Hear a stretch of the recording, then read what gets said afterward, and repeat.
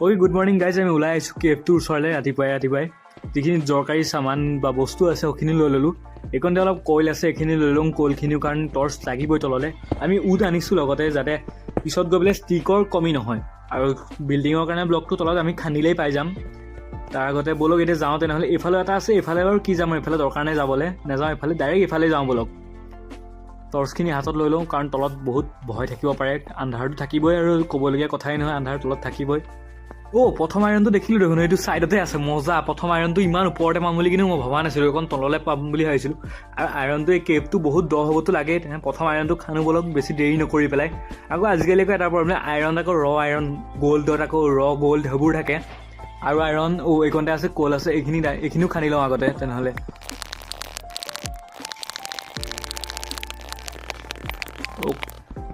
Okay, কল চল যিখিনি আছিলে গোটেইখিনি খান্দিলোঁ। এইকণতে এমৰেলৰ পাইছোঁ, এমৰেলৰ